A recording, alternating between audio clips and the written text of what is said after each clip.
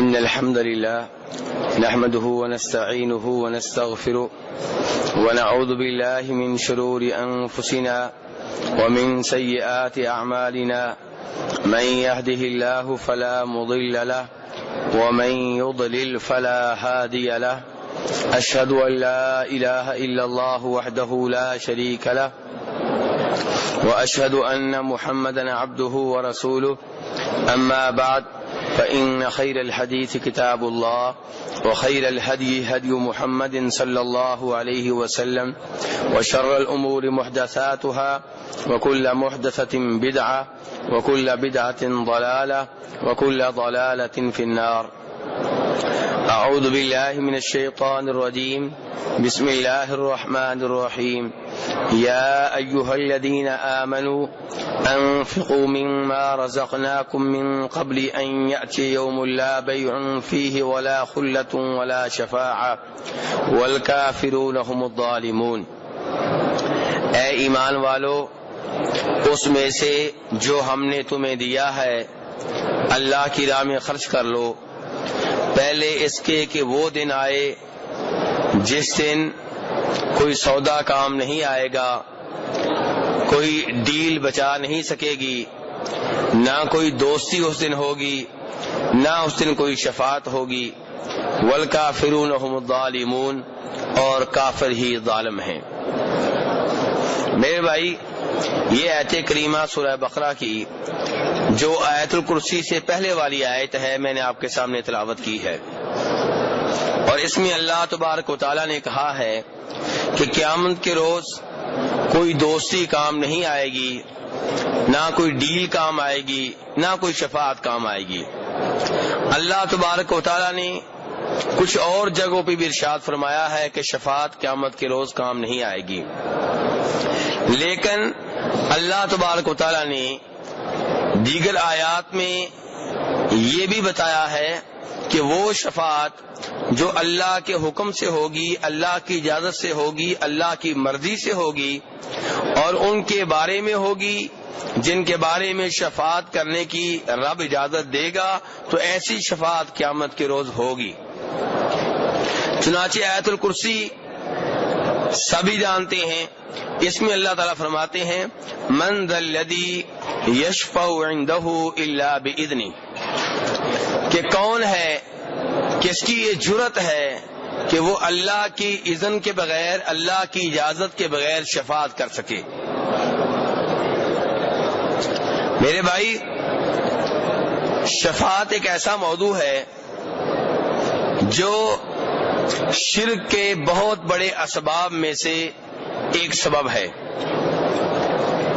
آج جس وجہ سے دربار آباد ہیں، جس وجہ سے درباروں پہ جا کے لوگ قبر والوں کے نام پہ بکرے ذبح کرتے ہیں، ان کے نام کی نظریں دیتے ہیں، ان کی قبروں پہ چادریں چڑھاتے ہیں، ان کا عرس مناتے ہیں، وہاں پہ قوالی جیسے شرکیہ کاموں کا بندوبست ہوتا ہے، تو اس کے بہت سے اسباب میں سے ایک سبب شفاعت بھی ہے.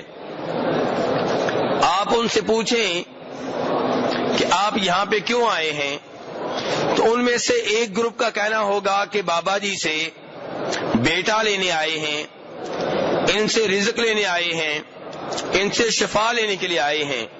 اور دوسرا گروپ کہے گا نہیں، بابا جی جو ہیں یہ رب نہیں ہیں، یہ خالق نہیں ہے، یہ مالک نہیں ہے، ان سے ہم کچھ نہیں لینے آئے، لیکن ان سے شفاعت لینے کے لیے آئے ہیں. ہم ان کو راضی کر رہے ہیں، ان کے نام پہ جانور اس لیے ذبح نہیں کرتے کہ یہ رب ہیں، یہ اللہ ہیں، نہیں، اس لیے کرتے ہیں کہ یہ اللہ سے لے کر دیں گے. ان کی قبر کا طواف اس لیے کرتے ہیں کہ یہ راضی ہو گئے تو یہ اللہ سے لے کر دیں گے. ان کو سجدہ رکوع اس لیے کرتے ہیں کہ یہ راضی ہو گئے تو یہ ہمیں اللہ سے لے کر دیں گے، یعنی کہ اللہ کے ہاں ہماری دنیا میں بھی شفاعت کریں گے، دنیا کی حاجتیں بھی ان کے ذریعے پوری ہوں گی، اور آخرت میں بھی یہی بزرگ ہمیں جنت میں لے کر جائیں گے، اور یہی بزرگ ہمیں جہنم میں جانے سے روکیں گے.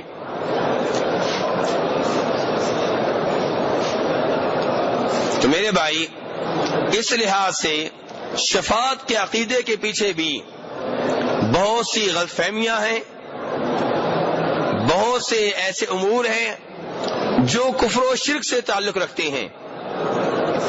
یہ عقیدہ رکھنا کہ میرا بزرگ، میں عمل کروں یا نہ کروں، میں اللہ کے لیے نماز پڑھوں یا نہ پڑھوں، میں اللہ کے لیے روزے رکھوں یا نہ رکھوں، میں تہجد کے لیے صبح اٹھوں یا نہ اٹھوں، میں جتنے بھی گناہ کرتا رہوں بس بزرگ کو راضی کر لوں، ان کا قرب حاصل کر لوں، سارا کام ہو جائے گا۔ جب ان بزرگوں کا عرس ہوتا ہے، اس موقع پہ عرس میں جوش و خروش سے حصہ لے لوں، میرا سارا کام ہو جائے گا، دنیا بھی بن جائے گی، آخرت بھی بن جائے گی۔ میرے بھائی، اگر قرآن پاک کا مطالعہ کریں، یہی وہ نظریہ تھا جس کی وجہ سے اللہ تبارک و تعالیٰ نے اہل مکہ کو کافر قرار دیا، اہل مکہ کو مشرک قرار دیا۔ میں آگے جا کے بتاؤں گا کہ قیامت کے روز کی شفاعت برحق ہے، لیکن وہ اور چیز ہے اور یہ اور چیز ہے۔ اہل مکہ کیا کہتے تھے؟ والذین اتخذوا من دونہ اولیاء، یہ میں سورہ زمر کی ابتدائی آیات پڑھ رہا ہوں۔ وہ بھائی جو حق چاہتے ہیں اور ابھی تک غلط فہمیوں میں واقع ہیں، ان کو چاہیے کہ حوالے لکھا کریں۔ یہ سورہ زمر ہے، 23واں سپارہ ہے، سورہ زمر کی ابتدائی آیات ہیں۔ فرمایا والذین اتخذوا من دونہ اولیاء، وہ لوگ جنہوں نے اللہ کے سوا دیگر ولیوں کو پکڑ رکھا ہے۔ اولیاء کا لفظ اللہ نے بولا ہے، والذین اتخذوا من دونہ اولیاء، وہ لوگ جنہوں نے اللہ کے علاوہ ولی بنا رکھے ہیں۔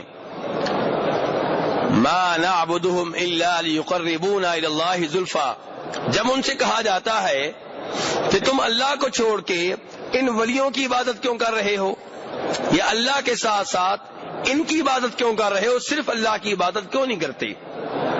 کہتے ہیں ما نعبدهم الا ليقربونا الى الله زلفا، ہم ان کی عبادت اس لیے کرتے ہیں کہ یہ ہمیں اللہ کے قریب کر دیتے ہیں۔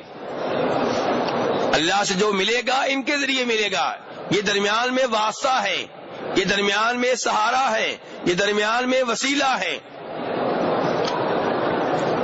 اور سورہ توبہ میں اللہ تبارک و تعالی نے اسی موقف کو کچھ اور الفاظ میں بیان کیا، اس سے مزید معاملہ واضح ہو جائے گا۔ فرمایا وَيَعْبُدُونَ مِن دُونِ اللَّهِ مَا لَا يَضُرُّهُمْ وَلَا يَنفَعُهُمْ، اللہ کے سوا ان کو پکارتے ہیں جو نفع و نقصان کے مالک نہیں ہیں، اور کہتے کیا ہے، ہم ایسے کیوں کرتے ہیں؟ وَيَقُولُونَ، کہتے ہیں هَؤُلَاءِ شُفَعَاؤُنَا عِندَ اللَّهِ، یہ اللہ کے ہاں ہمارے سفارچی ہیں، یہ شافع ہیں۔ اللہ نے آگے سے کہا قُلْ أَتُنَبِّئُونَ اللَّهَ بما لا يعلم في السماوات ولا في الارض، کیا تم اللہ کو وہ باتیں بتا رہے ہو جن کے بارے میں اللہ کو علم ہی نہیں ہے؟ کیا مطلب ہے اس بات کا میرے بھائی کہ اللہ کو علم ہی نہیں ہے؟ اللہ کہتے ہیں کہ اگر میں نے کسی کو یہ مقام دیا ہوتا کہ اس کے بغیر میں رزق نہیں دیتا، اس کے بغیر میں شفا نہیں دیتا، وہ ذریعہ ہے، وہ واسطہ ہے، وہ وسیلہ ہے بارش نازل ہونے میں، بیٹا ملنے میں، رزق ملنے میں، شفا ملنے میں، اگر ایسا کوئی آدمی ہوتا تو مجھے تو اس کا علم ہوتا۔ اگر میں نے اس کو یہ مقام دیا ہے، اگر وہ مجھ سے سفارش کر کے ایسی چیزیں حاصل کرتا ہے تو مجھے تو علم ہوتا، لیکن مجھے تو ایسے کسی شخص کا پتہ نہیں ہے، نہ آسمانوں میں ایسا کوئی ہے، نہ زمین میں کوئی ایسا ہے۔ آپ دیکھیں اللہ تبارک و تعالی نے کیا الفاظ استعمال کیے ہیں۔ فرمایا قل اتنبئون اللہ بما لا يعلم فی السماوات ولا فی الارض، کہ ایسے کسی شخص کا علم اللہ کو تو نہیں ہے، نہ آسمانوں میں نہ زمینوں میں، تم اللہ کو بتا رہے ہو۔ پھر فرمایا سبحانہ وتعالی عما یشرکون، وہ پاک ہے تمہارے شرک سے، اللہ نے اس کو شرک قرار دیا۔ فرمایا سبحانہ وتعالی عما یشرکون، اللہ تمہارے شرک سے پاک ہے۔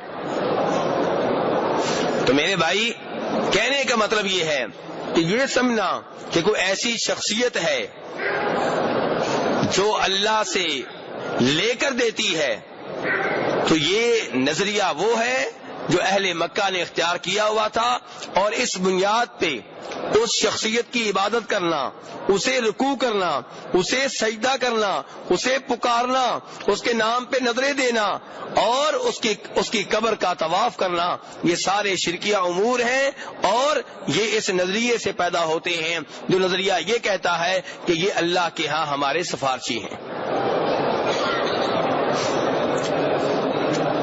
میرے بھائی، ہم سب سے پہلے یہ کرتے ہیں کہ ایک آدمی کے بارے میں خود ہی فیصلہ کر لیتے ہیں بیٹھے بیٹھے کہ یہ اللہ کا ولی ہے، یہ کیا ہے؟ اللہ کا ولی ہے۔ اس کے اوپر نتیجہ مرتب یہ کرتے ہیں کہ یہ پکا جنتی ہے۔ تیسرا نتیجہ پھر یہ مرتب کرتے ہیں کہ یہ ہمیں بھی جنت میں لے کر جائے گا۔ یہ سارے نتائج، یہ سارے فیصلے بیٹھے بٹھائے ہم خود ہی کر لیتے ہیں۔ دلیل کیا ہے؟ کوئی پتہ نہیں۔ بخاری شریف کی حدیث ہے کہ ام العلا، ایک انصاری عورت کی کنیت ہے ام العلا۔ کیا کنیت ہے میرے بھائی؟ ام العلا۔ یہ آپ نے بھولنی نہیں ہے یہ روایت۔ ام العلا کہتی ہیں کہ جب مسلمان مکہ سے ہجرت کر کے مدینہ میں آئے تو رسول اکرم صلی اللہ علیہ وسلم نے ان مہاجرین کو مختلف انصاریوں کے ساتھ جوڑ دیا، تو ہمارے حصے میں ام العلا خوشی سے کہتی ہیں ہمارے حصے میں عثمان بن مظعون آئے، یعنی کہ اتنا عظیم آدمی ہمیں ملا۔ خوشی سے کہہ رہی ام العلا کہ ہمارے حصے میں کون آئے؟ عثمان بن مظعون رضی اللہ تعالی عنہ۔ کہتے ہیں بڑے اچھے آدمی تھے، ام العلا کہتی ہیں بڑے اچھے آدمی تھے، لیکن کہتی ہیں کہ وہ فوت ہو گئے۔ جب فوت ہو گئے انہیں غسل دیا گیا، کفن پہنا دیا گیا، ان کی میت رکھی ہوئی تھی، رسول اکرم صلی اللہ علیہ وسلم تشریف لائے تو ام العلا کہتی ہیں میں نے آپ کی موجودگی میں کہا ابا صاحب لقد اکرمک اللہ۔ ابا صاحب، ابو صاحب یہ کنیت ہے کن کی؟ عثمان کی۔ عثمان بن مظعون کی کنیت کیا ہے؟ ابو صاحب۔ ام العلا کہہ رہی ہیں ابو صاحب اللہ نے تمہارے اوپر بڑا کرم کیا ہے، اللہ نے تمہیں بڑی عزت دی ہے۔ یہ کون کہہ رہی ہیں؟ ام العلا، صحابی ہیں، اور جن کو کہا جا رہا ہے وہ کون ہیں؟ وہ بھی صحابی ہیں۔ نبی صلی اللہ علیہ وسلم نے فرمایا وما یدریک ان اللہ قد اکرمہ، تمہیں کس نے بتا دیا کہ اللہ نے ان کے اوپر کرم کیا ہے؟ تمہیں کہاں سے معلوم ہو گیا کہ اللہ نے ان کو عزت دی ہے؟ ام العلا حیران ہو کے کہنے لگی اللہ کے رسول صلی اللہ علیہ وسلم، اگر عثمان بن مظعون کے اوپر اللہ کا کرم نہیں ہوا، اگر اللہ نے ان کو عزت نہیں دی، تو پھر کس کو دی ہے اللہ نے عزت؟ تو فرمایا میرے نبی صلی اللہ علیہ وسلم نے جہاں تک عثمان کا معاملہ ہے ان کے حق میں میں گواہی دیتا ہوں، ان کے حق میں میں گواہی دیتا ہوں کہ ان کے اوپر موت آئی تو اللہ تبارک و تعالیٰ ان کے اوپر راضی تھے اور ان کا انجام بہت اچھا ہے، یہ میں گواہی دیتا ہوں، لیکن تم کسی کی آئندہ گواہی نہ دینا۔ میں اللہ کے رسول ہونے کے باوجود نہیں جانتا ما یفعل بی، میرے ساتھ کیا ہوگا۔ بخاری شریف کی حدیث ہے رسول اکرم صلی اللہ علیہ وسلم کہہ رہے ہیں ام العلا سے ام العلا میں اللہ کا رسول ہوں اور میں نہیں جانتا میرے ساتھ کیا ہوگا۔ تو ان الفاظ کے بعد ام العلا کہتی ہیں کہ میں نے اس وقت اپنے آپ سے عہد کیا کہ آئندہ میں کسی کے بارے میں ایسی گواہی نہیں دوں گی۔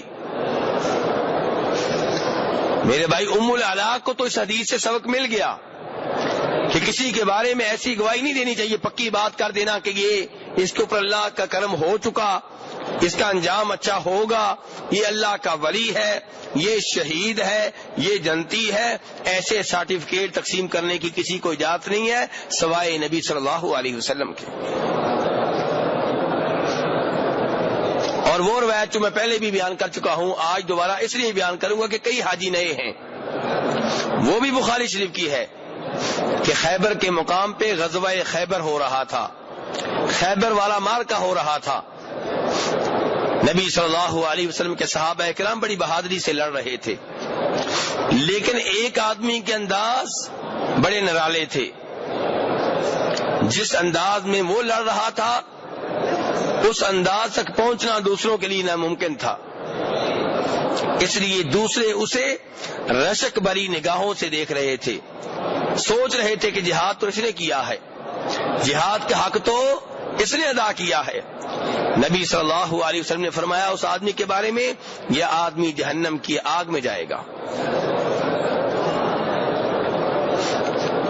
یہ کس کے بارے میں کہا ہے نبی صلی اللہ علیہ وسلم نے؟ جس کے اوپر صحابہ کرام رشک کر رہے تھے۔ جس کے اوپر صحابہ کرام رشک کریں وہ کتنا بڑا ولی ہوگا؟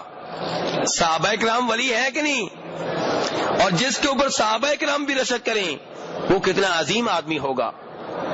لیکن صحابہ کرام نے اپنی طرف سے اس کے اوپر رشک کیا، اس کو اپنے سے بہتر سمجھا، لیکن فرمایا میرے نبی صلی اللہ علیہ وسلم نے یہ آدمی جہنم کی آگ میں جائے گا۔ ایک آدمی نے کہا کہ دیکھتا ہوں چکر کیا ہے، معاملہ کیا ہے؟ اس نے اس عظیم مجاہد کا پیچھا کرنا شروع کر دیا۔ وہ آدمی جہاد کرتے کرتے، کافروں کو مارتے مارتے، ان کی گردنیں اتارتے اتارتے ایک ایسا مرحلہ آیا کہ اسے خود زخم لگا، صبر نہ کر سکا، خودکشی کر لی اور جہنم کی آگ میں چلا گیا۔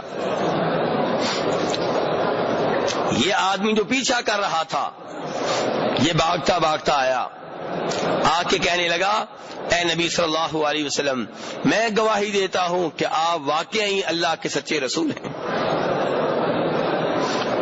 تو میرے نبی صلی اللہ علیہ وسلم نے پوچھا معاملہ کیا ہے؟ اس انداز سے تم یہ گواہی کیوں دے رہے ہو؟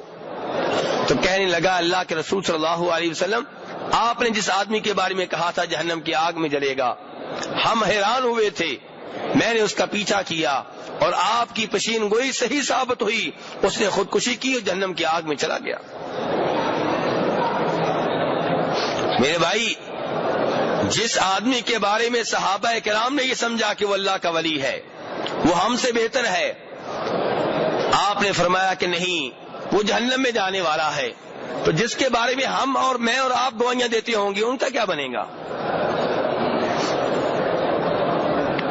ہم نے خود ہی سرٹیفکیٹ تقسیم کر دیے کہ یہ پیر، یہ ولی، یہ بزرگ، اس کا اختیار سورج کے اوپر چلتا ہے، اس کا اختیار چاند کے اوپر چلتا ہے، یہ آسمانوں کے اوپر اس کی حکومت ہے، اس کی فرشتوں کے اوپر حکومت ہے، یہ بیٹے دیتا ہے، یہ رزق دیتا ہے، یہ بارش برساتا ہے، یہ شفا دیتا ہے۔ عجیب و غریب معاملے ہمارے۔